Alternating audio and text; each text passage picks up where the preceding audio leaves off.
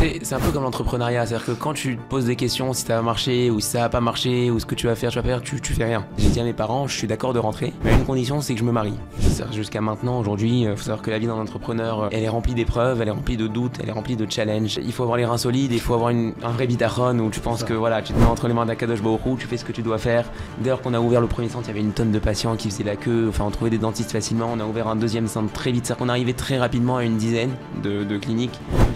Fait de briques et de broc, tu vois. La vraie difficulté pour moi, c'est d'avoir du quality time, du temps de qualité pour chaque chose que je fais, tu vois. Alors bonjour à tous, aujourd'hui on se retrouve sur un nouveau concept sur TorahBox. On va inviter des personnes qui vont nous montrer comment à travers leur parcours, ils ont réussi à concilier business et Torah. Alors aujourd'hui on a l'honneur de recevoir James Cohen. Alors James, tu es le fondateur de Dantego, plus d'une centaine de centres dentaires partout en France, mais tu es surtout un chazan et un délégué rabbinique hors pair. Alors tu vas nous montrer comment la chazanout t'a permis de payer tes études, ou encore comment la yeshiva t'a lancé dans le business, et même comment aujourd'hui tu arrives à trouver du temps pour étudier la Torah. Alors bonjour James. Bonjour, merci beaucoup. Donc d'abord, hors pair, je sais pas. C'est peut-être un peu excessif, mais content d'avoir cette discussion avec toi aujourd'hui. Plaisir partagé. Alors comme je disais, tu es chazan, et oui hors pair, parce que la dernière fois que je t'ai vu, on était à un rassemblement au Dôme de Paris, il y avait plus de 5000 personnes et tous les plus grands rabbinim. Et je t'ai vu chanter devant tout le monde et je me suis posé une question et je te la pose aujourd'hui. Comment le fondateur de Dantego a fini ici? Waouh. C'est une longue histoire. En fait, dès lors que j'ai commencé à préparer ma bar mitzvah, en apprenant la paracha un peu comme tout le monde, on s'est aperçu que j'avais, comme beaucoup des fois de jeunes garçons, une jolie voix. Et donc, ça m'a donné envie d'approfondir. Et c'est vrai que je viens d'une famille dans laquelle on est très attaché à la liturgie et on est très proche des traditions, notamment judéo-marocaines. Et donc, naturellement, par ce don que j'ai eu la chance d'avoir et cette culture familiale qui nous a bercés dans tous ces champs, et ben, je me suis mis à apprendre la chazanout et les piyutim. Donc, c'est quelque chose qui a commencé relativement assez tôt et j'ai essayé d'approfondir tout ça depuis le début de l'adolescence jusqu'à maintenant. Et donc pour l'histoire du Dôme de Paris, c'est mon cousin Joachim Cohen, que je salue d'ailleurs, qui a organisé ce magnifique événement et qui m'a demandé d'organiser donc les slichot, parce qu'on a eu le plaisir d'avoir le Rav Elbaz. Et le Rav Elbaz, c'est quelqu'un qui organise les plus belles cérémonies de slichot en Eretz Israël, où il y a des milliers de personnes. Et donc il m'a dit voilà, on va faire quelque chose de spécial et j'ai eu l'immense honneur et privilège de pouvoir participer modestement à cet office avec mon ami et mon maître, une source d'inspiration, Auriel Elbidia, un grand chazan. Et donc voilà comment je suis arrivé tout simplement là-bas. En tout cas, c'était très donc, c'est beau. un peu, avant Dantego, c'est un peu la base de tout, si tu veux, toute cette... Et donc à cet âge-là, tu te dis pas, bah, peut-être je me lance dans la chazanout et j'arrête les études, tout simplement? Alors, je te cache pas que c'était une question, donc pas à cet âge-là, pas au tout début, mais Oui. quand j'étais jeune marié, et donc j'ai été étudiant en école de commerce, j'ai étudié à Paris Business School, PSB, PBS, Paris School of Business, enfin, ça s'appelait l'ESG, mais ça a changé de nom, en programme grande école, et c'est vrai que j'étais un peu sur les deux tableaux, c'est-à-dire que j'étais au kollel la moitié de la journée et j'étais aussi dans la chazanout. Et c'est vrai qu'à ce moment-là, je me suis posé la question. Mais finalement, je pense que j'avais vraiment besoin des deux pour arriver à un épanouissement dans ma vie. Donc j'ai eu la chance de pouvoir concilier un peu tout ça. Mais effectivement, oui, à un moment donné, ça a été quelque chose, une question que je me suis posée. Ouais, très clairement. Et ce qui est intéressant de voir aussi, c'est que j'ai entendu que c'est grâce à la chazanout que tu as pu payer tes études en école de commerce. Alors, pas vraiment directement, mais c'est vrai que je me suis marié relativement jeune, on en parlera probablement dans la discussion, mais dès lors que je me suis marié, ce qui m'a permis d'avoir une parnassa, alors bien sûr nos parents nous ont un peu donné des coups de pouce, mais ce qui m'a permis d'avoir une parnassa, c'est que j'ai eu la chance tout de suite d'avoir une synagogue dans laquelle j'ai pu m'impliquer.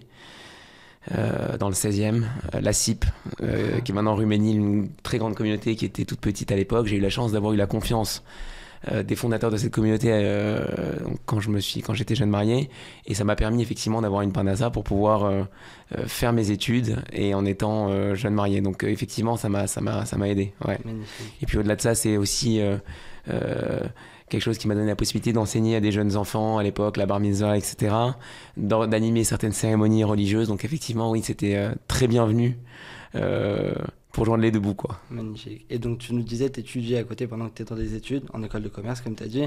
Mais avant tout ça, est-ce que tu as fait la yeshiva ou comme ça, tu as fait des venues, tu t'es dit, je vais aller étudier? Ouais, tout à fait. Non, j'étudiais à Beth Alevi. D'accord. Donc après le bac, j'ai décidé d'aller étudier en Eretz Israël. Toute une bande de copains, on a eu à peu près le même cursus, on vient à peu près du même endroit et on a eu globalement le même cursus. Et après le bac, on s'est dit, on va aller faire un tour en Eretz Israël. Et donc j'ai eu la chance d'aller étudier dans cette yeshiva et ça a été vraiment un moment très transformant dans ma vie. Parce qu'au-delà du limoud et de l'apprentissage du limoud, bah on est immergé dans un système, on est immergé dans le monde des Bnei Torah. Et donc finalement, on décide peut-être un moment de faire un choix et de savoir ce qu'on veut être. Et clairement, pour moi, ça a été un moment de bascule. Et donc j'ai été à la yeshiva, effectivement. Et c'est après ce passage à Beth Alevi que, effectivement, en rentrant à Paris, quand j'ai commencé mes études, j'ai eu la chance de pouvoir concilier mes 5 ans d'école de commerce avec presque de l'étude à mi-temps dans différents collèges. T'as fait combien d'années de yeshiva? J'ai fait 1 an. Alors j'ai fait 1 an, je te cache pas que je voulais faire plus, Comme comme tout le monde, mais j'avais un engagement avec mes parents. le... Et le deal, c'était 1 an et tu rentres faire tes études, après tu fais ce que tu veux. C'est généralement Donc ça. au bout de la fin de la première année, j'ai reçu une pochette surprise dans laquelle il y avait un billet d'avion et une inscription au concours d'entrée à l'ESG à l'époque. Ouais. Et voilà, donc je me suis bien évidemment beaucoup posé de questions, j'ai hésité, mais après j'ai décidé de tenir ma parole, de rentrer et voilà. Et on comprend en même temps les parents, parce que qu'est-ce que tu dirais toi aux parents qui disent ouais c'est une année de perdu la yeshiva parce que tu perds toutes les connaissances que tu as accumulées jusqu'au bac? Non, je pense pas que c'est le sujet. Je pense qu'aujourd'hui il n'y a pas vraiment de. Je pense que tout le monde est conscient de l'apport que peut avoir la yeshiva dans la construction d'un jeune homme. Même des parents, enfin j'ai beaucoup de parents qui m'appellent aujourd'hui qui me disent voilà j'ai mon fils qui veut aller étudier. Au-delà, je pense que tout le monde a conscience que ça peut être très constructeur pour un jeune homme aujourd'hui de passer à la yeshiva. C'est plus la crainte pour des parents qui sont pas forcément dans le move, hein, si tu veux, de cette tendance, de se dire comment mes enfants vont avoir une parnassa plus tard. Donc c'est plus pas l'angoisse, mais la volonté pour les parents d'assurer, entre guillemets, un métier. Surtout ils disent qu'on va revenir avec un chapeau ou qu'on va revenir rabbin. Il y a un peu ce mythe aussi, je trouve.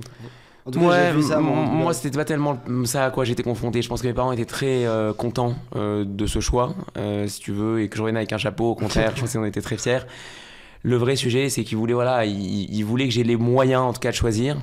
Et comme disaient mes parents, c'était en gros, tu fais tes études, après tu vas étudier toute ta vie, tu feras ton choix. Mais non, on veut te donner, en tout cas, la possibilité d'avoir en face de toi toutes les options pour permettre de t'assumer, quoi, tout simplement. Et surtout que ça à tort ou à raison, hein, après c'est un débat, parce que est-ce que on va s'assumer financièrement parce qu'on a fait des études ou pas, c'est une question, on pourra en parler. Je suis pas spécialement convaincu aujourd'hui que ce soit un prérequis absolument fondamental pour pouvoir réussir dans la vie, avoir une parnassa, mais voilà, c'est une conception que je respecte et c'est comme ça que ça se fait pour moi en tout cas. Ouais, c'est sûr, mais surtout ce qui est bien avec la yeshiva, c'est que ça permet d'avoir des armes quand on rentre à Paris, surtout pendant les études. Surtout, je le vois moi en école de commerce, c'est très dur de rester un bon juif avec toutes les tentations qu'il y a quand on n'a pas fait la yeshiva et qu'on n'a pas des valeurs ancrées, quoi.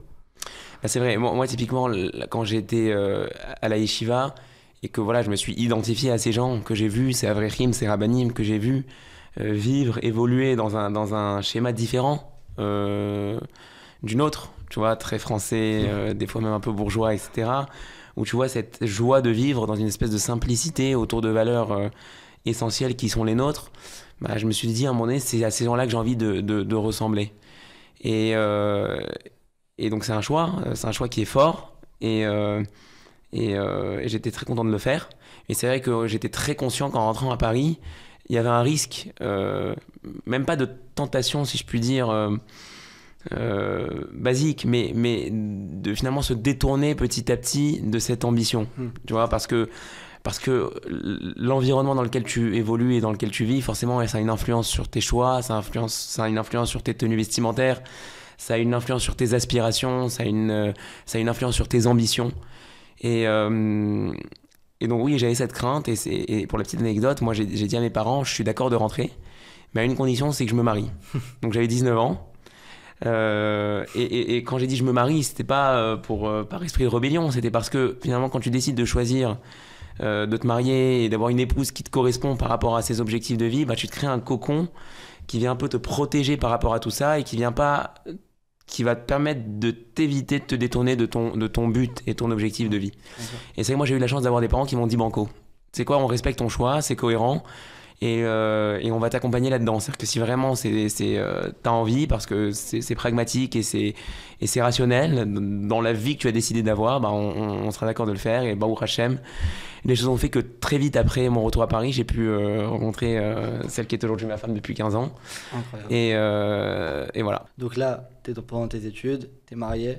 Ouais. Razan, t'étudies à côté. J'ai 2 gosses ou 3 gosses déjà, je crois, à l'époque. T'as déjà 2 ouais. Et comme t'aimes bien les galères, tu décides d'entreprendre et de lancer ce qui deviendra aujourd'hui Dantego. Alors, pour être très honnête, c'est pas forcément une décision. Je vais te raconter un peu comment ça s'est fait parce que l'histoire, elle est vraiment sympa. Parce que la question qu'on se pose, c'était en école de commerce. Et pour ceux qui savent pas, mais Dantego, c'est des centres dentaires partout en France. C'est ça. Mais t'es en école de commerce, t'es dans un diplôme de comptabilité. Ouais, audit expertise comptable. Et tu lances quelque chose dans le domaine de la dentisterie, donc quel rapport?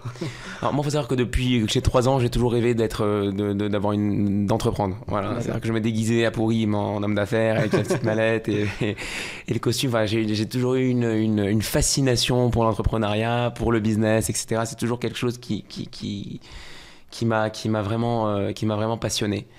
Après, pourquoi j'ai fait une école de commerce avec une dimension expertise comptable, et c'est peut-être un point important à souligner, c'est parce que je pense que quand on fait des études, autant avoir un métier. Tu vois, et ça, si je peux moi me permettre, et c'est un peu le conseil que je donnerais à mes enfants, c'est que tu fais 5 ans, 6 ans, 7 ans d'études, soit dentiste, soit avocat, enfin en tout cas pour un juif qui a vocation à vouloir avoir du temps pour lui, pour être un bentora, se consacrer un peu à l'étude. Je pense que quand tu es dentiste, médecin, avocat, etc., ben, ça te permet d'avoir une parnassa stable et autant avoir un métier. Donc j'ai décidé de faire de la comptabilité, pas du tout par amour pour les chiffres, au contraire, je suis pas spécialement quelqu'un d'extrêmement rigoureux de nature, mais parce que voilà, je me suis dit autant que faire se peut que j'ai un métier au bout de 5 ans. Donc je fais ce master audit expertise comptable, non sans peine, parce que franchement c'était pas facile de concilier la vie de couple, etc. et d'être dans cette ambiance d'école de commerce. Franchement, j'ai pas vécu ces années avec beaucoup de plaisir. Mais il fallait le faire, donc je me suis plus ou moins accroché pour pouvoir tenir le coup. Et en dernière année, j'ai mon associé aujourd'hui, Raphaël Tapiero, qui était avec moi donc en master d'audit d'expertise comptable, qui a cette idée de créer des centres dentaires. Pour une raison très simple, c'est qu'il a un frère qui est prothésiste dentaire et il a ses parents qui possédaient un appartement en banlieue parisienne et il voulait installer des fauteuils dentaires pour le louer à des dentistes pour améliorer la rentabilité locative de l'appartement et donner à son frère un endroit pour fabriquer la prothèse pour ses dentistes. Et donc basiquement, il a commencé à regarder un peu les modalités, la faisabilité juridique de ce projet. Il a vu qu'en Europe et en France, il commençait à avoir des cliniques dentaires qui se développent, qui répondent à un vrai besoin de santé publique parce qu'on avait un problème de renoncement aux soins en France, d'accès aux soins dentaires, et qui répondait aussi à un besoin pour des dentistes d'avoir un cadre de travail peut-être plus agréable sans se prendre la tête sur tous les aspects administratifs de leur profession. Et moi j'ai mon papa qui est chirurgien dentiste. Et donc lui, très bêtement, entre guillemets, comme j'ai un papa dentiste, il s'est dit tiens James, on se connaissait pas spécialement, lui il faisait ses études normales, etc. Il m'a dit bon, ton père est dentiste, je te présente, j'ai envie de te parler d'un projet. Donc moi j'étais à l'époque, je venais prendre mes fonctions à Rambam, parce que maintenant je m'occupe d'une synagogue depuis 12 ans qui s'appelle Rambam dans le 17e. Communauté exceptionnelle qui m'apporte énormément de bonheur et de satisfaction personnelle encore aujourd'hui. Et je commençais à peine à faire mes armes, donc j'étais tout jeune, Razan. J'arrivais après Uriel Elvilia qui a été là-bas pendant près de 25 ans, qui était un mastodonte si tu veux, donc c'était pour moi très ambitieux et j'étais un peu naïf dans la manière d'aborder les choses. Donc j'étais très préoccupé par m'occuper correctement de ma communauté. Et j'étais en train d'organiser un événement de Razanout à l'époque, parce que j'ai toujours aimé organiser, faire venir des gens d'Eretz Israël, etc. Et il me dit, il faut que je te parle du projet de créer des centres dentaires. Je dis, mais qu'est-ce que tu me prends la tête avec son histoire, on finit nos études, etc. Et il insiste. Je lui dis, tu sais quoi, viens me voir. J'habitais à l'époque à la synagogue, on avait un petit appartement. Ah oui. Et il vient me voir avec ma femme à la synagogue, et on se parle, et il m'amène un bottin comme ça de business plan, avec plein de tableaux, plein de chiffres. Et je dis waouh, c'est pas mal. Non, mais c'est l'opportunité. Enfin, je dis quel kiff, c'est un kiff. Et il y a eu à un moment donné un point de bascule pour moi dans la décision d'y aller, c'est que je vais voir mon père qui est le dentiste classique, tu vois, à l'université, dentiste libéral à Paris, etc. Et je lui parle de ce projet, il me dit écoute, mon métier tel que moi je l'ai connu et je l'ai conçu, je pense que c'est fini, c'est l'avenir, ce truc-là, vas-y. Et après, de fil en aiguille, bon, il y a un autre ami à nous qui était un peu dans le sujet, qui nous a incités. Et 3 mois après, on avait signé notre premier local. Donc c'est vraiment une histoire incroyable de Ashgar Pratit. Et si je peux répondre à la question aujourd'hui, est-ce que tes études t'ont servi? Déjà, elles m'ont servi à cette rencontre et à pouvoir créer ce projet exceptionnel. Mais effectivement, on est en dernière année d'études et c'est comme ça que est né le projet d'Antego. Et ça a directement réussi ou il y a eu quand même des échecs? Tu as eu des moments où tu t'es dit bah, je laisse tomber et je me consacre à la Khazanout et je fais comptable? Non, jamais. C'est-à-dire que dès lors qu'on a lancé le projet, bien sûr qu'il y a eu des moments très très difficiles. C'est-à-dire jusqu'à maintenant, aujourd'hui, il faut savoir que la vie d'un entrepreneur, elle est remplie d'épreuves, elle est remplie de doutes, elle est remplie de challenges. Il y a des moments où tu es dans une ascension fulgurante, il y a des moments où tout risque de s'effondrer. Bien sûr, c'est des hauts et des bas en fait. C'est des hauts et des bas, honnêtement. Et ça, bon, je ne vais pas revenir maintenant sur mon expérience forcément personnelle, je pense que c'est pas le sujet, mais c'est important de le savoir. Il faut avoir les reins solides, il faut avoir un vrai bitachon où tu penses que voilà, tu te mets entre les mains d'Akadosh Baruch Hu, tu fais ce que tu dois faire. Mais c'est difficile, honnêtement, c'est difficile, surtout quand les choses prennent des proportions importantes, tu prends forcément des risques. Et donc, est-ce qu'on a eu des moments où on s'est dit on jette l'éponge? Jamais, parce que franchement, il y a eu tout de suite une vraie traction. Dès lors qu'on a ouvert le premier centre, il y avait une tonne de patients qui faisaient la queue, enfin on trouvait des dentistes facilement, on a ouvert un deuxième centre très vite, c'est-à-dire qu'on arrivait très rapidement à une dizaine de cliniques, faits de briques et de broc, tu vois. Donc non sans peine, avec des choses qu'on a sous-estimées, tu vois, on n'a pas pensé qu'on allait causer des problèmes à des dentistes libéraux qui allaient nous détester. Non, on s'est dit on va répondre à un besoin, ça va être complémentaire avec ce qu'on fait, et alors qu'en fait on s'est rendu compte au bout de quelques temps qu'on a été très maladroit et qu'on s'est attiré beaucoup d'ennemis et d'ennuis. On s'est aperçu que voilà, que c'était disruptif, donc forcément ça cassait un peu les codes et on a été très vite très fort à un certain moment, donc voilà, ça nous a causé beaucoup de tracas, mais non, c'est-à-dire qu'il n'y a jamais eu de doute sur la viabilité du projet dans les débuts, mais en tout cas, ça fait maintenant 11 ans ou 12 ans qu'on est dedans, donc oui, il y a eu beaucoup entre-temps de moments de grande tension, ouais, ça c'est clair.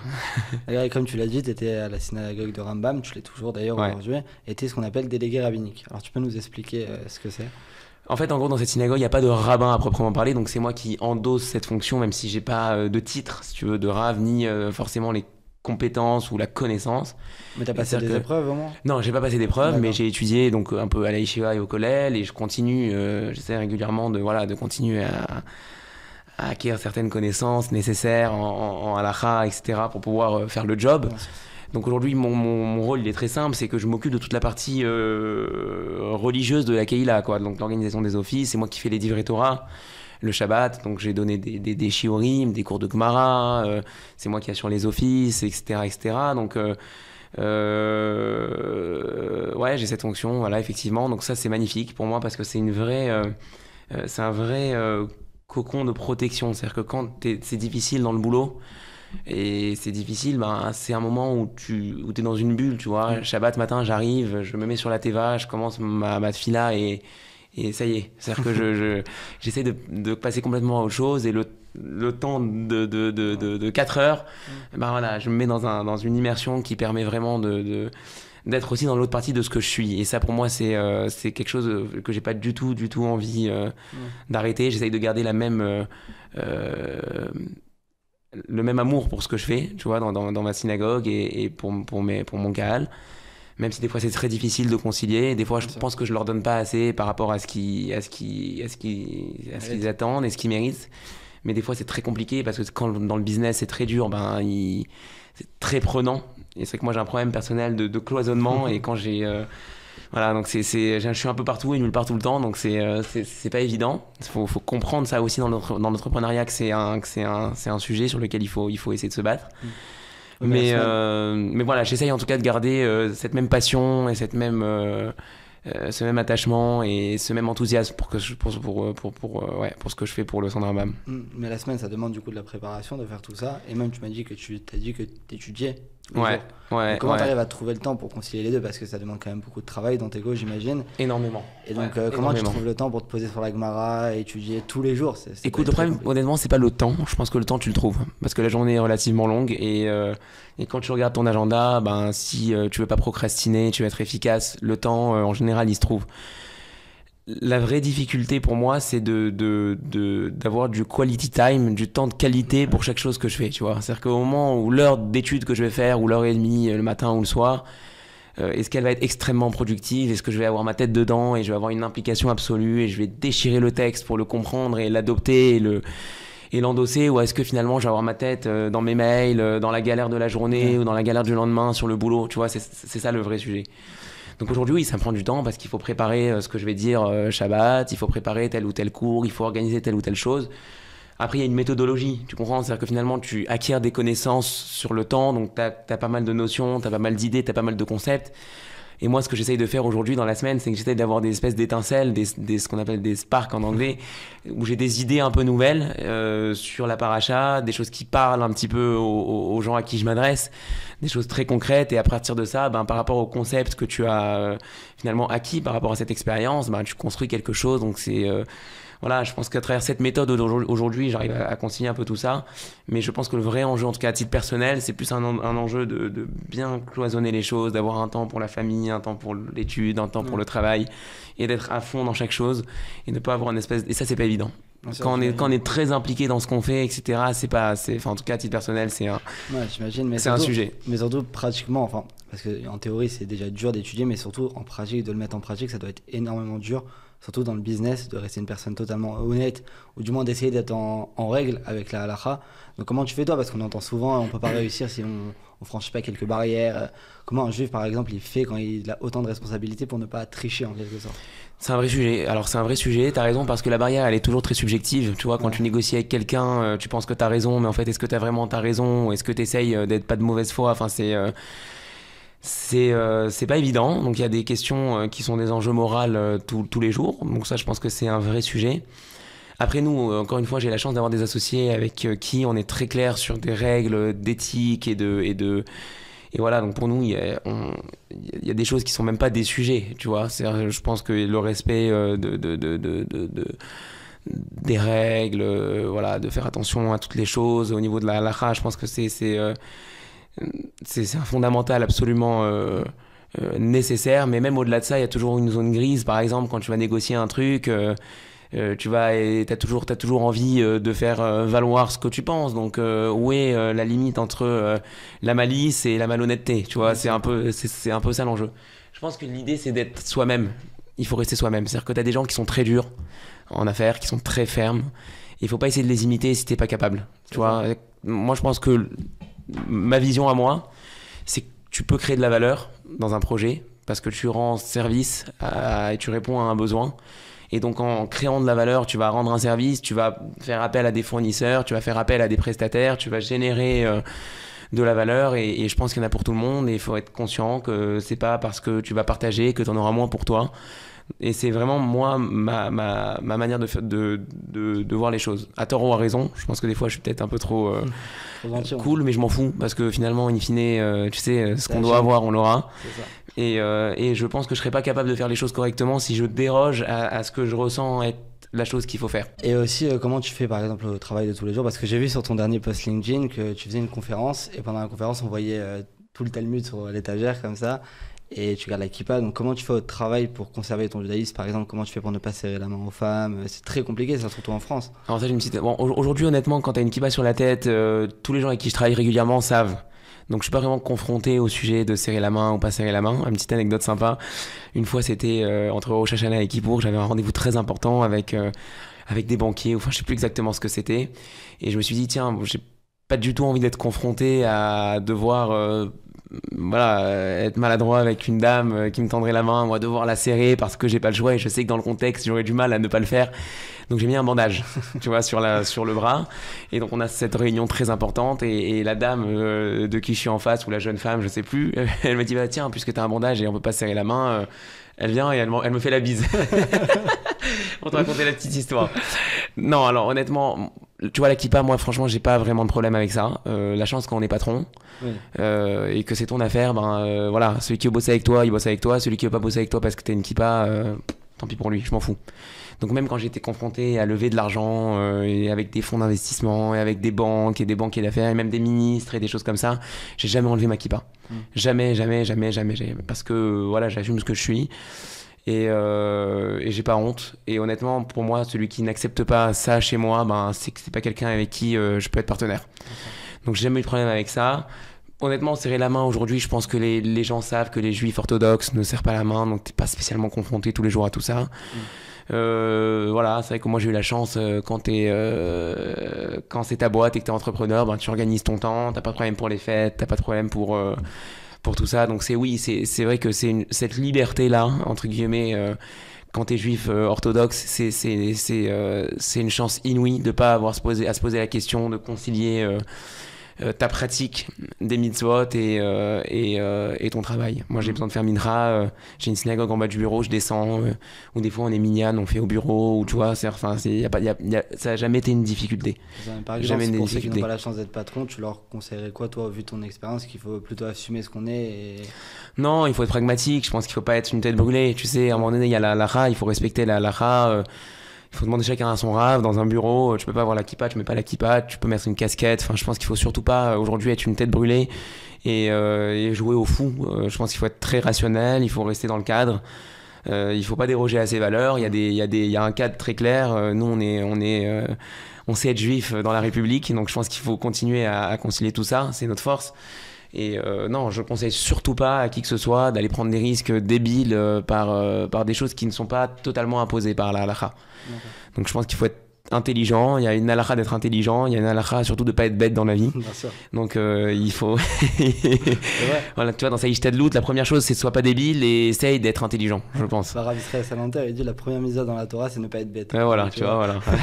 Je savais pas qu'il le disait, mais donc ne sois pas bête. Donc non, il faut faire les choses avec beaucoup de sagesse et de calme et de pragmatisme. Bien sûr. Surtout que les gens quand on sait faire les choses bien, ils sont toujours compréhensifs. Bien sûr, bien sûr.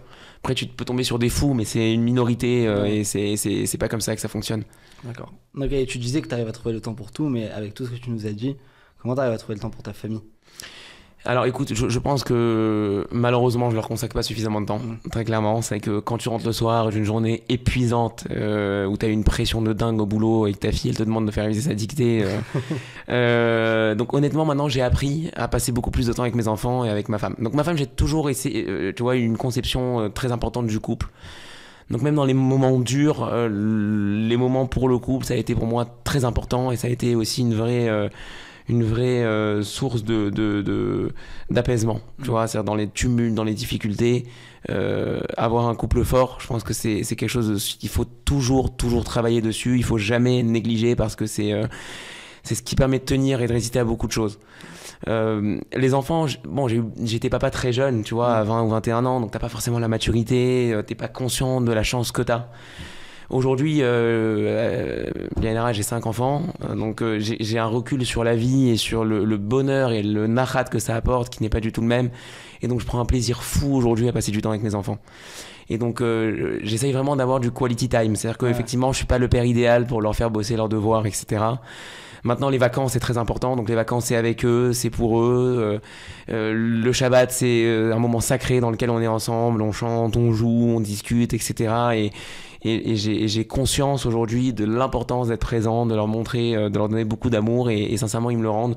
Donc ça aussi je pense que dans la vie d'un entrepreneur qui est une vie encore une fois qui est complexe, qui est faite des fois de succès, des fois d'échecs et de périodes de grande tension, d'avoir beaucoup de réconfort de la part de sa famille en leur apportant, je pense que c'est quelque chose d'absolument fondamental. Et c'est nécessaire de trouver l'équilibre pour être un père à la hauteur, même si c'est un enjeu et magnifique. Il faudra beaucoup d'efforts. Pour finir sur cette interview, on va poser quelques questions que j'ai rassemblées, surtout parce que c'est ça aussi le but de ce podcast, c'est de donner des conseils aux jeunes qui nous regardent pour leurs études. Donc comme tu es dans le domaine de la dentisterie, avoir ton avis sur quelques questions. Et la première question, la question évidente, c'est de savoir est-ce que tu penses que c'est intéressant de faire ces études de dentaire à Porto ou à Madrid, par exemple? Alors d'abord, je pense que dentiste est un métier exceptionnel pour un juif. Entre guillemets, je vais pas dire que c'est un métier spécialement, mais c'est que c'est une profession qui te permet d'avoir une certaine liberté, donc d'organiser ton planning. Donc pour les femmes, c'est hyper pratique parce que tu peux travailler 2-3 jours par semaine, t'occuper de ta famille et avoir un revenu tout à fait correct. Pour un homme qui veut étudier, tu peux tout à fait consacrer une partie de ton temps à l'étude. Tu peux tu peux avoir bosser dans des structures comme les nôtres ou dans un cabinet qui est le tien et dans ce cas-là faire tes fêtes, etc. Donc je pense que c'est vraiment c'est pas pour rien s'il y a beaucoup de gens de la communauté qui ont fait le choix d'avoir ce métier. Je pense que les deux formations sont des bonnes formations. Clairement, la formation en France aujourd'hui, elle est meilleure. Faut dire ce qui est parce qu'il y a plus de cliniques et enfin. Je suis pas du tout moi là pour être dans un jugement de valeur, mais de ce que j'entends par rapport à la masse de praticiens qu'on a eu, c'est vrai qu'en général les gens qui sortent de fac française sont mieux formés. Maintenant le gap, si tu veux, est très facile à rattraper. Donc des gens qui viennent de Porto et de Madrid, qui sont des très bonnes formations aujourd'hui, peuvent avec le bon accompagnement au début très très vite combler, si tu veux, en quelques mois ce gap par rapport à la formation française. Donc honnêtement, ce sont de très bonnes formations pour des gens qui sont impliqués et qui ont une envie de bien faire. Ce sont des formations qui permettent d'être de très bons praticiens, même après les études. Ouais. Donc je pense que c'est deux formations qui ont chacune leurs qualités et leurs défauts. Celui qui est prêt à passer P1 et qui a les capacités de le faire, etc., pas de sujet, reste en France. Celui qui sait que c'est difficile, qui n'est pas spécialement scolaire, mais qui a envie d'être un bon clinicien et qui peut être un bon dentiste, franchement, il y a d'excellentes formations à Porto et à Madrid, et il y a de très bonnes ambiances même maintenant dans ces facs. Moi j'ai la chance d'aller au contact de ces jeunes étudiants tous les ans, et c'est un plaisir pour moi de les voir, de voir comment ils s'organisent. Puis même au niveau Torah, c'est des gens qui apprennent à se fédérer autour de la Torah, de l'ambiance juive, des Shabbatot, des fêtes. Il y a même des couples qui se forment, donc c'est franchement c'est pas risqué de partir un peu sans cadre, parce qu'on n'a plus nos parents, on n'a plus rien, on peut se laisser tenter par dire Si, mais on va dire que moi, de ce que j'ai vu, ceux qui sont partis complètement en live, c'est rare. Des gens qui sont bien construits. Donc je parle pas pour. Après il y a des orthodoxes, des pas orthodoxes, c'est très différent. J'ai vu des orthodoxes qui se sont mariés aussi à Porto et à Madrid, d'autres qui non, globalement c'est des gens qui se cadrent. Oui, après voilà, il faut toujours être construit, et bien sûr que c'est pas évident parce que t'es loin, c'est la fête, mais c'est possible tu peux tenir le coup. D'accord, et la dernière question, c'est pour ceux qui veulent faire leur ALIA. Est-ce que tu sais s'il y a des équivalences quand on est dentiste ou quand on est dans des études de dentaire? Alors, je crois qu'aujourd'hui c'est très facile, et je crois qu'il y a des équivalences qui sont pas, enfin il n'y a pas de diplôme à passer. Je crois que les diplômes européens sont reconnus en Israël, donc il y a beaucoup d'efforts qui sont faits par les différents gouvernements pour inciter les juifs à monter en Eretz Israël. Est-ce que la profession de dentiste est aussi attractive en Israël qu'en France? Je suis pas certain, mais j'ai beaucoup d'amis qui l'ont fait et qui sont très heureux et qui fonctionnent, qui gagnent bien leur vie. Donc la réponse est oui, c'est relativement facile. Ok, merci pour tout, James. Je t'en prie, avec plaisir, merci à toi. Allez, au revoir.